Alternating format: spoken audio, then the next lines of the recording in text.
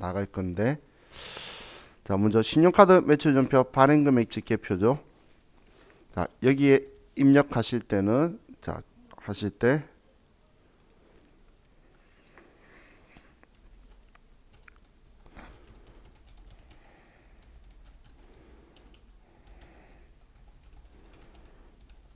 자, 여기는 카드 단말기 입력 금액을 우리가 쓰는 거예요. 그리고 세금 계산서와 이중 발행 시 그냥 여러분들은 이렇게 생각할게요. 두 번 입력한다. 두 번 입력한다고 생각하면 되겠죠. 지금 제가 두 번 입력한다라는 말은 내가 1100만 원, 1000만 원의 부가세 별도의 세금 계산서를 발행해 줬어요. 그럼 1100을 받아야 되겠죠. 근데 상대방이 600만 원은 보통 예금으로 이체해 주고 500만 원만 카드를 끄는 거예요. 그러면 카드 단말기에서 입력한 금액은 500만 원만 쓴 거죠. 근데 그 500만 원은 세금 계산서로 같이 됐죠. 그러면 여기에 신용카드 과세에다 500 하고 세금 계산서에 500 이렇게 써주시란 이야기예요. 그래서 제가 두 번 입력한다라고 표현한 거죠.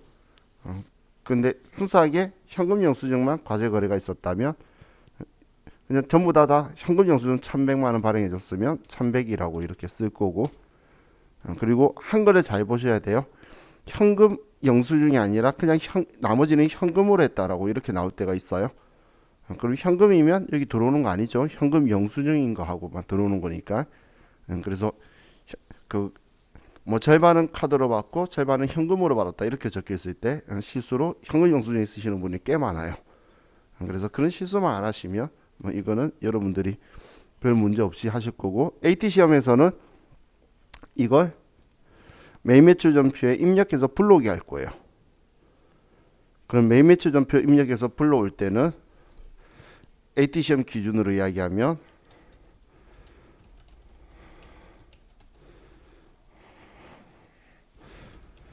반영할 때는 그때는 우리 세금 계산서 카드 이중 발행 시에 과세 유형은 11번 매출 과세고 분계 유형은 4번 카드로 꼭 선택을 하셔야 돼요. 적용이 카드 매출이라는 메뉴가 없기 때문에 우리 그 AT 그 프로그램은 자 이거 전부 다 정리하고 나서 내일 그 프로그램 보고 또 교무기 나서 할 건데, 그 프로그램에는 우리 K랩 프로그램에서 매일 매출 전표에 보면 아이고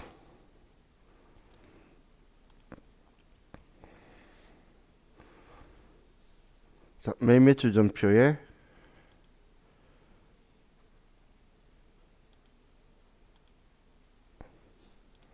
자 여기에 적용 및 카드 매출이라는 거 있죠.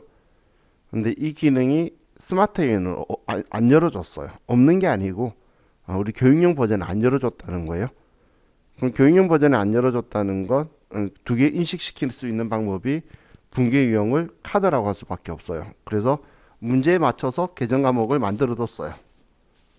시험에서 환경 등록에 문제에 맞춰서 만들어뒀을 거니까 카드 거래는 제가 그래서 전에 그냥 분계 유형을 카드다라고 하자라고 했었죠. 그래서 이렇게 해서 여러분들이 쓰시면 자동으로 다 반영될 거니까 그 부분만 잘 보시면 될 것 같아요. 자, 다음은 부동산 임대 공급가입 명세서 423페이지를 보면 423페이지에 자, 부동산 임대 공급가입 명세서는 자, 우리 사업자의 부동산 임대 사업자의 과세 표준을 신고하는 서식이죠. 자, 그래서 우리 월세는 그냥 세금 계산서를 발행을 할 거예요. 세금 계산서를. 그럼 세금 계산서 발행하는 거니까 이거는 월세 계약일에 11번 매출 과세로 써주게 되겠죠. 그렇죠? 자, 그러면 간주 임대료에 대해서 보면, 자, 간주 임대료는 우리가 증빙이 없는 과세 거래이기 때문에 우리 그 임대인이 무조건 간주 임대료의 10%를 할 건데, 자, 간주 임대료에 대해서 우리가 임대료를 가지고 오라는 게 아니죠. 그렇기 때문에 10% 임대료의 10%인 거예요. 그럼 이때는 우리는 공급 시기를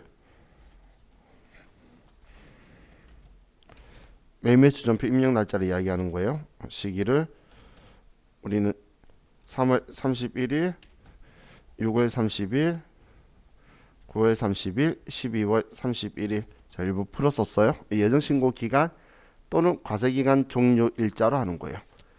얘 계약일에 쓰는 거고 얘는 이 날짜에 쓰는 거니까 같은 날이 아니라는 거예요. 월세 날 매매추전표 그 AT 시험에서는 무조건 월세 세금계산서 하나는 쓰게 만들 거예요.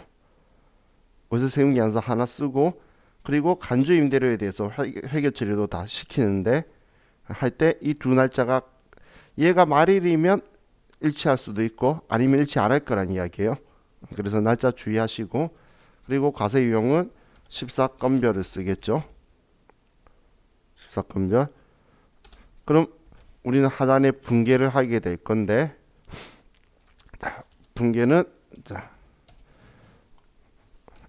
임대인 부담이라고 적혀 있으면 세금과 공과 800번대에 간주 임대료 10%, 부가세 예수금 간주 임대료 10%. 뭐 이건 부가세 예수금 그렇게 나오겠죠. 그죠? 부가세 예수금은 알아서 10%가 나올 거니까 우리는 세금과 공가만 제품 매출을 세금과 공가로 바꾸고 그리고 간주 임대료 10%로 금액을 변경시켜 주면 돼요. 근데 임차인 부담이 최근에 좀 잘 나와요. 임차인 부담이면 그대로 부가세 예수금 간주 임대료 10%를 쓰고 차변에는 보통 예금으로 돈 받는다고 잘 나오더라고. 보통 예금에 어디 은행 그리고 간주 임대료 10%를 여러분들이 써주시면 되겠죠.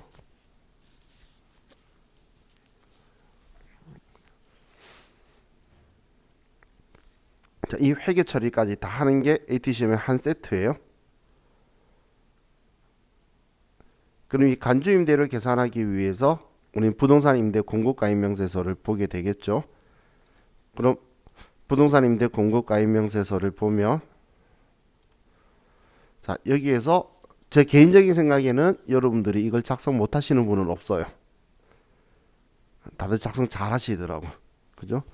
그럼 우리 꼭 이 적용 이자율 이걸 꼭 체크를 하셔서 이자율 틀리면은 간주 임대료가 다르게 나오게 되겠죠.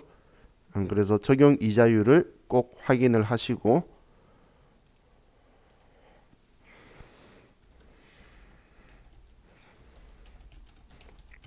확인을 하시고 그리고 아래 하단에 보시면 월세 등하고 간주 임대료가 있죠. 우리는 전체 합계에 있는 이 간주 임대료가 과세 표준으로 들어와야 되는 거예요. 여기는 이거 쓰시면 안 돼요. 한 군데면 상관이 없는데 두 군데면 여기는 한 군데 것만 나올 거예요. 내가 선택된 곳이. 그래서 여기 쓰지 말고 여기에 있는 금액을 가지고 간주 임대료를 쓰셔야 돼요. 그것만 여러분들이 실수 안 하시면 뭐 경신일이야 엔터 치면은 쭉 연결이 될 거니까 이것만 주의하시면 얘도 큰 문제 없을 거니까. 자, 여러분 이 부분만 보시면 되고 자, 다음 우리 627페이지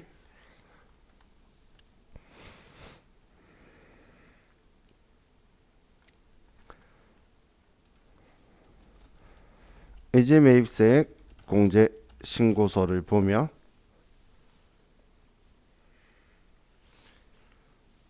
자, 의제 매입세액 공제 신고서 할 때 여러분들이 체크를 할 게 일단 먼저 공제율에서 자, 그냥 많이 말고 우리 중소 제조업은 104분의 4 그리고 법인 음식점은 106분의 6 먼저 이거 꼭 기억 이 두 개는 최소한 기억을 해 두시고 자 그리고 사업자 매입분은 무조건 세금 계산서나 계산서나 아니면 우리 신용카드나 현금 영수증을 수취를 해야 돼요. 사업자 매입분은 그럼 과세 유형은 53번 매입 면세 58번 카드 면세 62번 현금 면세 이 유형이 사업자 매입분에서 매입 매출 전표에 입력하라고 하면 지금 얘네들이 과세 유형이 되겠죠. 그리고 농민 매입분은 제조업만 공제가 가능하다는 거예요. 음식점은 공제 안 되니까 자, 이 부분도 놓치시면 안 돼요. 농민 매입분은 우리 음식점은 안 되니까 법 문제 하나요. 법인 음식점이라 가정한다. 적혀 있으면 106분의 6 당연히 생각해야 되는 거고 아래쪽 봤는데 농민 매입분 있으면 걔도 제외시키셔야 돼요. 농민한테 증빙 없어도 되네 뭐 이렇게 생각하지 마시고 자 그럼 농민은 당연히 무증빙이겠죠. 무증빙이 다른 말로 영수증 이런 식으로 표현을 쓰는데 그렇기 때문에 과세 유형은 60번 명건이라고 쓸 거예요. 그리고 그 다음 체크할 게 미가공, 농, 수산, 축산, 임산품만 공제 대상이 되니까 이게 아닌 것도 빼내는 거예요. 수돗물이라든지 음식물 처리, 쓰레기 처리라든지 이런 것들이 같이 들어가 있을 수 있으니까 그것도 여러분들이 제외를 하시고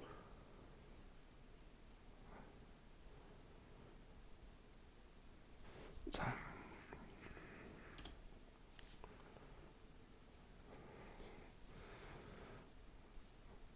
그리고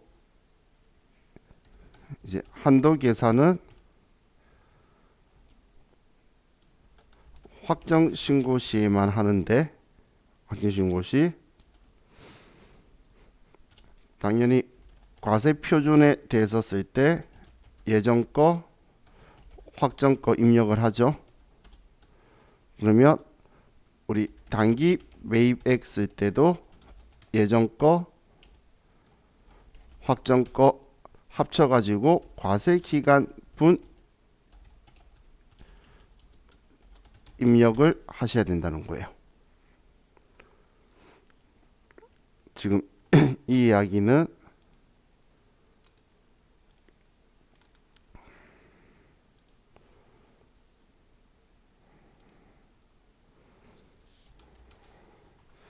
여기 있을 때 단기 매입에 여기에 입력할 때에 예정분이 있다라고 하면 예정 것도 합쳐줘야 돼요.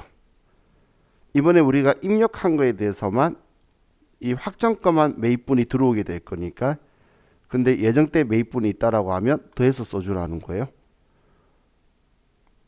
뭐 매입액이 없어 공제 안 받았다고 하면 신경 안 써도 되고 아니면 이걸 꼭 써주세요. 이건 K랩에서 좀 주의해야 되는 거지 스마트에서는 칸이 따로따로 떨어져 있기 때문에 매입도 예정 확정 칸이 따로 있어요. 거기서 실수 안 할 건데 K랩에서만 여러분들이 좀 주의하시면 돼요. 자 그럼 자 우리 전산 세무 2급에서는 K랩에서는 매입 매출 전표 입력 시 의제류 매입 탭에서 입력을 하시고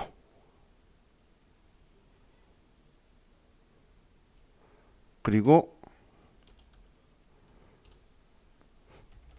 원재료의 적용 6번을 꼭 기입하시고 TAT 2급에서는 의제료 매입이라는 탭이 없어요. 탭이 없기 때문에 그냥 쓰게 될 건데, 자, 이 시험은 좀 특이하기 때문에 보셔서 이렇게 해야 돼요. 의제 매입 세액 공제 대상 매입액은 매입 매출 전표에 쓸 거고, 의제 매입 세액 공제 대상 아닌 제외 매입액은 일반 전표에 입력하라고 나와요. 그럼 일반 전표에도 원재료는 맞는데 의제 매입세 공제가 안 되는 거예요. 그렇기 때문에 그냥 의제 매입세 공제 대상 아닌, 예를 들어 음식점인데 농음이 매입분이 적혀 있어. 그러면 그 부분에 대해서는 일반 전표에 쓰시란 이야기예요. 일반 전표에.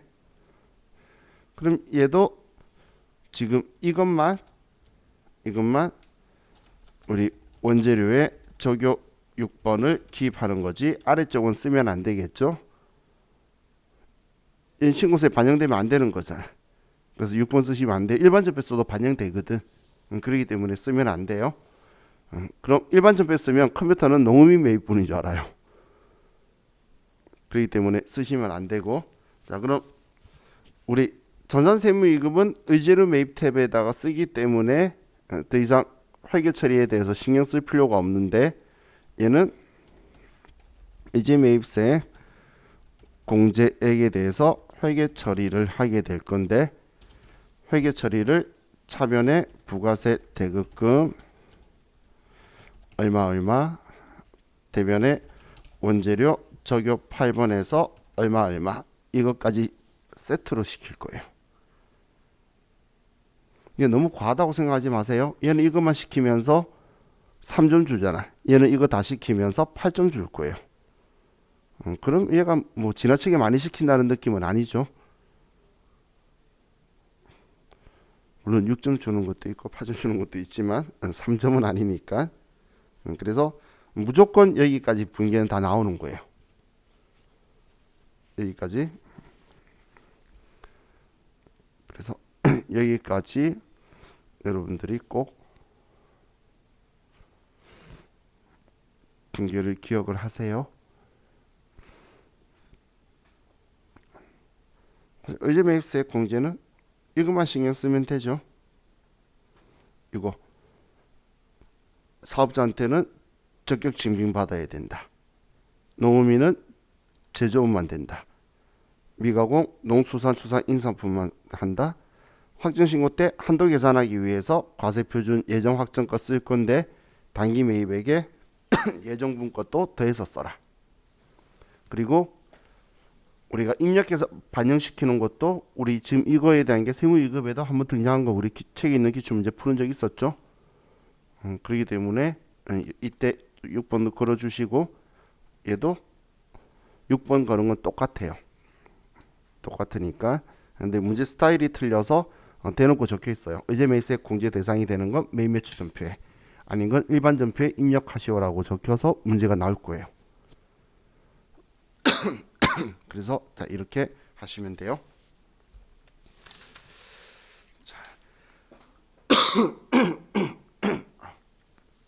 자, 그리고 죄송한데 제가 이거 하나 빠뜨린 것 같아요. 우리 월세 부동산 임대 공고가 임명세서 있죠. 이거 하나만 쓰세요.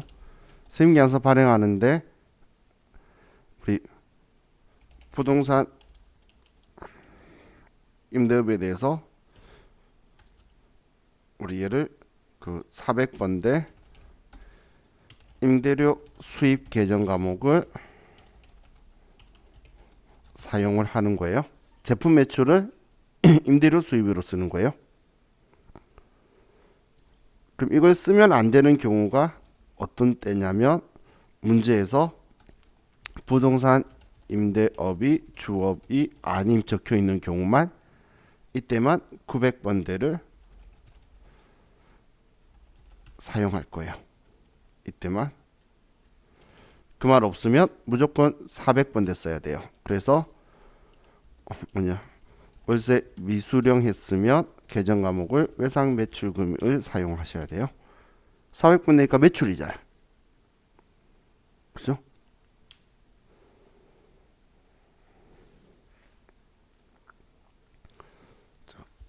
너무 하다 보니까 얘가 갑자기 팍 생각이 났어요.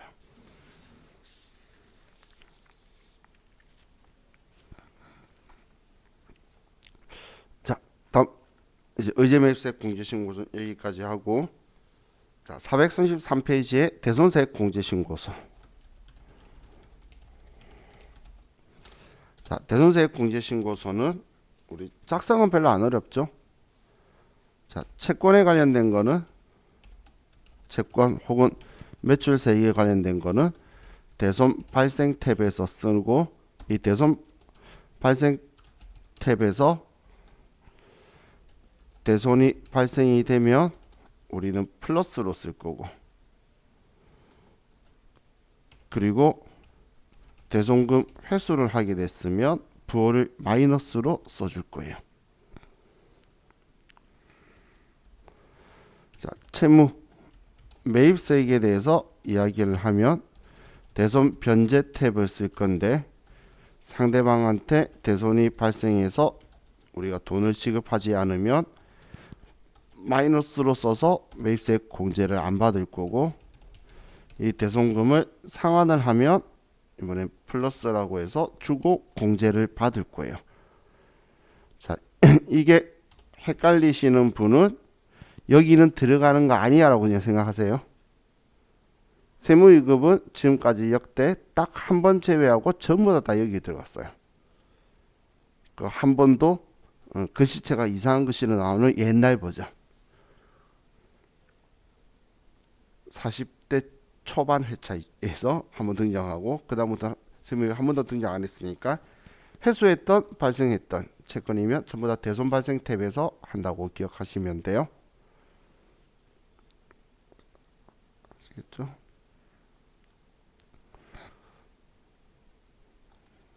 자, 그럼 우리가 대손에 대해서 생각을 할 때,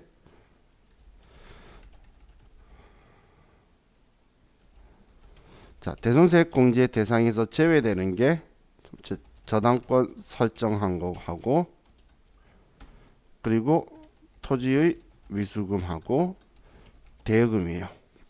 이거는 대손 세액이 없는 것들이기 때문에 위에는 돈 못 받을 일이 없고, 토지는 면세제화라서 이거에 대해서 우리가 부가가치세 이야기할 필요가 없죠. 그리고 금전에 대한 대여 차입도 과세 거래가 아니죠. 그래서 부가가치세가 없기 때문에 신경 안 쓰는 거예요. 이렇게 돼서, 자,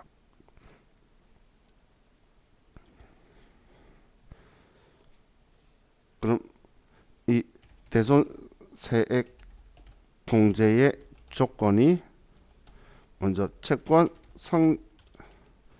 성립일로부터 10년이 지난 확정 신고 기간까지가 기본 전제 조건이고, 그 다음이 법원에서 우리가 그 못 받게 되었다고 선고한 파산이라든지 아니면 사망, 실종, 회생, 소멸시효 완성, 화해 이런 것들 하고, 그리고 부도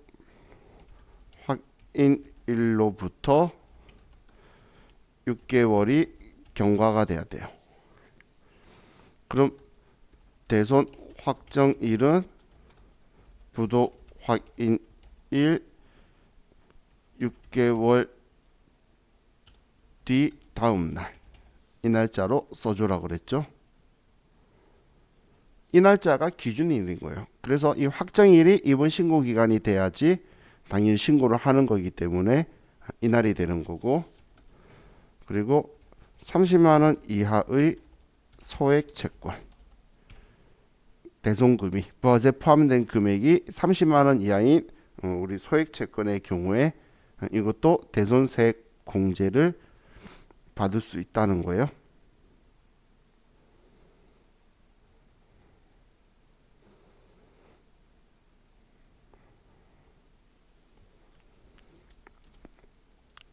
자, 그럼 회계 처리를 보면,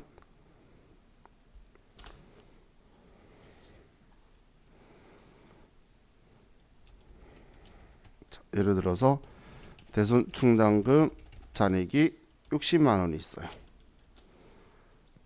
그런데 의상 매출금 100만 원의 부가세 별도 금액을 대손을 당했다면 발생을 하면 자, 타입에서 대손 세액 공제 우리는 반영을 하지 않는다라고 하게 되면 대변에 외상 매출금 110만 원 차변에 대손 충당금 외상 매출금의 짝지 60만 원 불러오고 50만 원만큼 대손 상각비라고 쓸 거예요.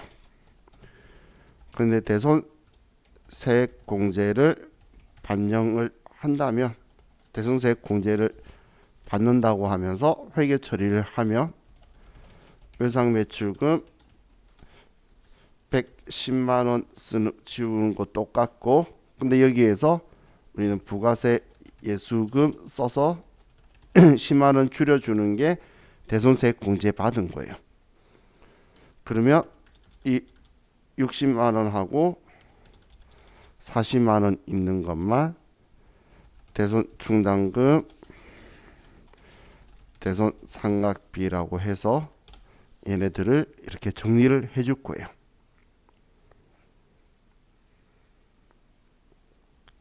이렇게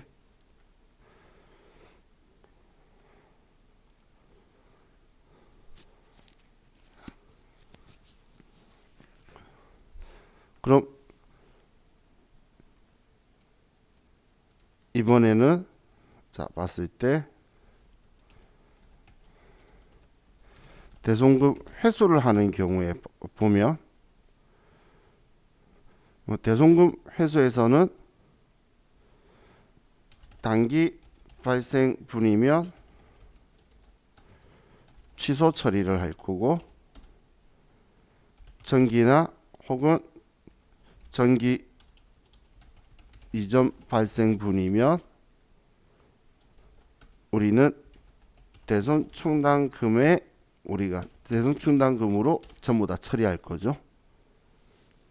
자, 그럼 여기 전제 조건에서 자, 저 110만 원 다 받았다고 하면 대손 세액 공제를 받지 않았다라고 적혀 있으면 그럼 우리는 정기 거라고 볼게요. 그럼 정기 거면 현금 110만 원 대변에 대손 충당금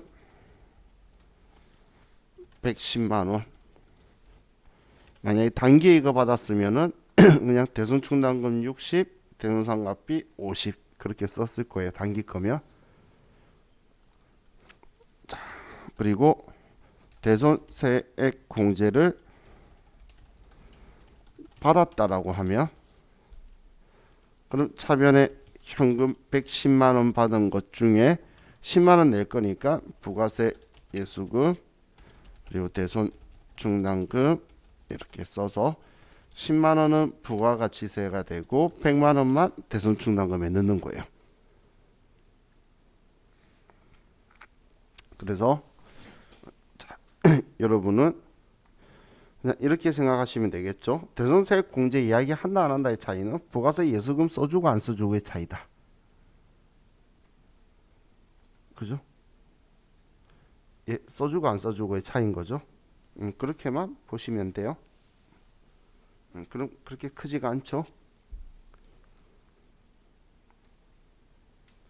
자, 우리 대손 당하면 대손 충당금 항상 줘야 되는 거 아시죠? 자, AT 시험에 대손 충당금 문제 잘 나오는데 항상 대손 충당금이 모자랄 거예요. 항상 부족하게 나오니까 대손 당하면 무조건 그냥 확인하시면 돼요. 지금까지 나온 건 다 부족했거든. 심지어는 대손세액 공제 신고서 문제인데 회계 처리까지 같이 시켜요. 그래도 모자래요. 그냥 거래자를 입력할 때도 모질한데 이때도 다 모질하니까 그러면서 과거에 발행했던 원세금 계산서를 보여주고 그렇게 할 거예요. 그럼 여러분들이 이렇게 회계 처리까지 우리 세무사의 시험은 일반 전표에 이 얘네들이 나오겠죠. 그런데 우리 그 회계사의 시험은 그 부속서를 작성하는 거에 회계 처리까지 같이 시키니까 얘네들을 넣어서 나오게 될 거니까 얘도 같이 세트로 기억하시면 좋겠어요. 자, 다음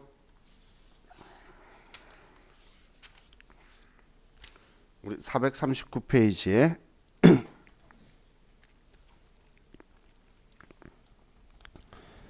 재활용 패자원 매입세액 공제 신고서. 자, 이건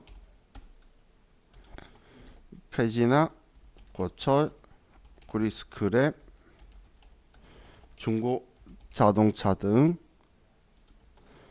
과세품을 원재료나 상품으로 지급하는 거예요. 과세품을 원재료나 상품으로 지급을 하는 건데,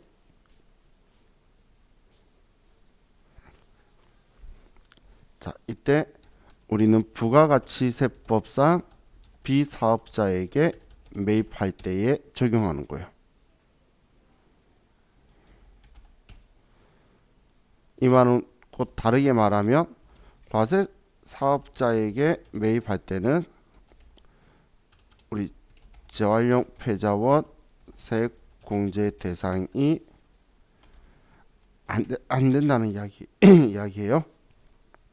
과세 사업자한테는 세금 계산서 받아서 그걸로 부가세 주고 공제 받아라는 거고, 우리 공급하는 자가 얘는 과세품인데 공급하는 자가 비사업자인 경우예요.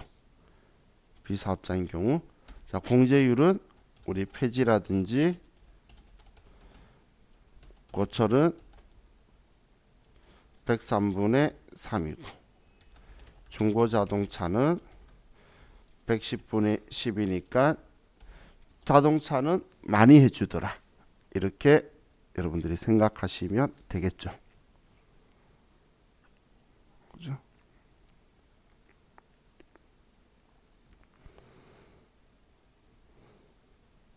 그럼 이것도 매입 시 원재료나 상품에 적용 7번을 입력을 하셔야지 재활용 폐자원 세액공제 대상이 세액공제 신고서에 자동 반영을 해줄 거예요. 자동 반영을. 그럼 전산세무 2급에서는 이것도 여러분들 의제료 매입 탭을 이용하시고, TAT 2급에서는 뭐 저 메뉴 탭이 없기 때문에 공제되는 금액만큼을 우리는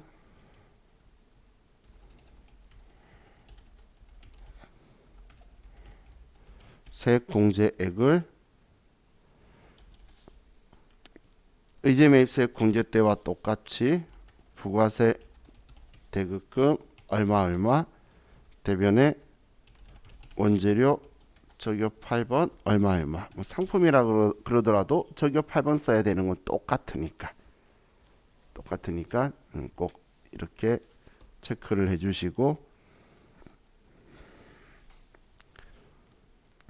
여기에서는 사업자에게는 꼭 우리 계산서를 수취해야지 되는 거예요. 자, 확정신고 시 한도 계산을 하는데 이 한도 계산은 과세표준 예정 확정가 합친 거의 과세표준의 80%를 하고, 그리고 여기에 세금 계산서 수치분을 뺀 게 우리는 한도가 될 거예요. 나머지 금액 우리가 1억 원 예정 확정 합쳐서 1억 원치 팔았어요. 그러면 8천만 원이 한도인데 세금계산서 받아서 매입한 내용이 5천만 원이 있다면 자율용 폐자원 세액공제 받을 수 있는 것 한도는 3천 된다는 거예요. 이걸로만 80%면은 말이 안 되죠. 그렇기 때문에 과세사업자인데 산 것도 많이 있을 거기 때문에 그 부분을 뺀 금액이 이렇게 된다라고 보시면 돼요. 자, 그리고 꼭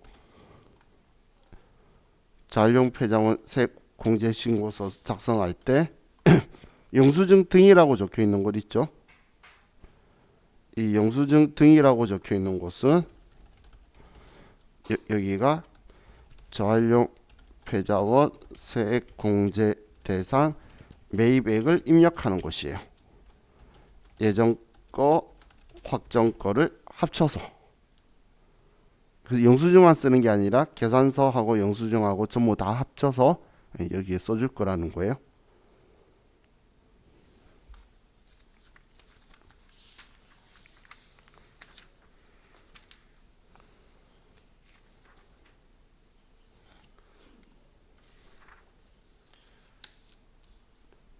자, 다음은 443페이지에 건물 등 감가상각 자산 취득 명세서를 보면, 자, 여기는 부가가치세 신고서 11번하고 42번 고정자산 매입에 있는 여기에 칸 들어가는 것들이 들어오는 거예요.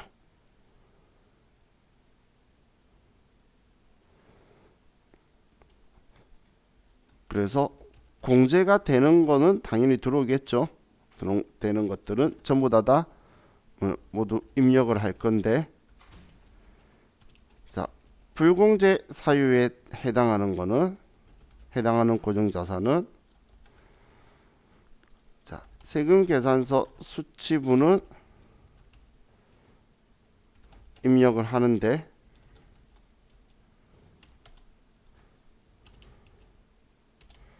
그런데 신용카드나 현금영수증 수치부는 우리는 부가가치세 신고서 자체에 들어오는 게 아니에요. 그래서 여기도 입력하지 않는 거예요. 그래서 불공제는 세금계산서 받은 불공제는 11번 칸에 들어갈 거잖아요. 그렇기 때문에 여기에도 들어올 건데, 신용카드나 현금영수증은 여기 안 들어온다는 이야기예요. 전표 입력도 아예 일반 전표할 거고, 매입매출 전표에 입력된 고정자산만 들어온다고 보시면 돼요. 공제가 되든 안 되든 다 들어오는데, 일반 전표 행인 얘네들은 아예 여기에 들어오지 않을 거다라고 생각하시면 돼요. 자, 다음 447페이지에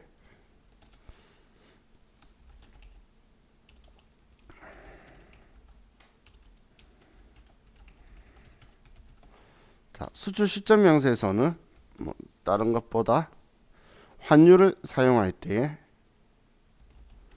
환율은 선적일 기준 환율과 환가한 환율 혹은 환가한 금액의 환율 있죠. 환율 중에서 빠른 날 환율을 사용할 거예요.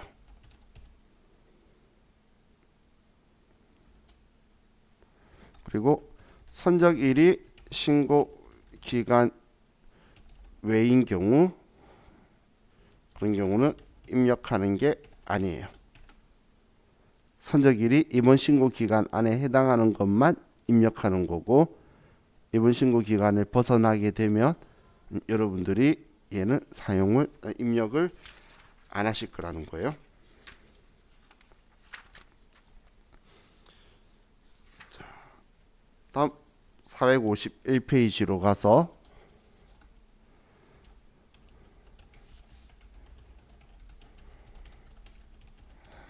자, 신용카드 매출 전표 등 수령 명세서는 포인트가 우리 신용카드나 현금 영수증 받았는데 공제가 안 되는 거. 자, 불가 항목들 있죠. 얘네들은 일반 전표에 입력하는 항목들이에요. 그럼 첫 번째가 불공제 사유고, 두 번째가 세금 계산서 발급 불가 사업자,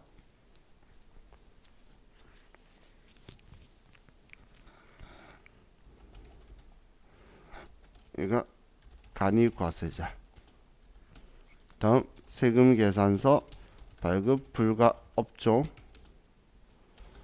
목욕, 이발, 미용, 여객 운송 용역.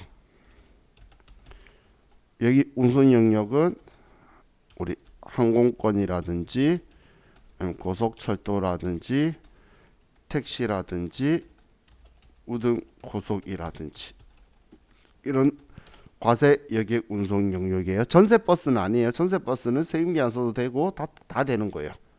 자, 전에 그냥 지나가는 말로 이런 말 했죠. 야유회 가면 버스기사 아저씨한테 세금계산서 발행해달라 그러면 옛날에는 명함 주면서 그쪽으로 팩스 보내달라고 해요. 사업자 등록증. 그럼 자기 주겠다고. 그러다가 또 이제 시간이 더 지나니까 이제 이메일로 보내라 그러고, 지금은 법인카드 없으세요라고 물어봐요. 휴대폰에다 꽂아가지고 바로 교체해 보려고. 그렇기 때문에 세금계산서 발급이 가능하신 분이죠. 전세버스 아저씨는. 그렇기 때문에 여기 들어오는 거 아니에요. 그리고 입장권 발행업하고,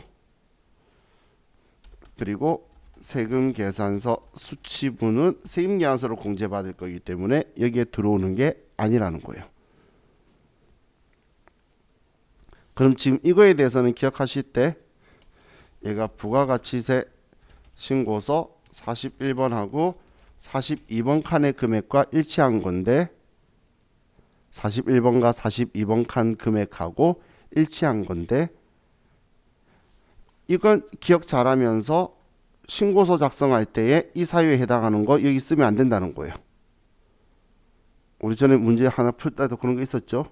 부가가치 신고서 작성하는 문제인데 대표이사 출장 항공권 내역 있는 거 있었잖아. 그런 거 입력 안 했었죠. 그런 것처럼 얘도 같이 엮어서 생각을 하셔야 신고서 작성할 때도 실수가 없으시겠죠.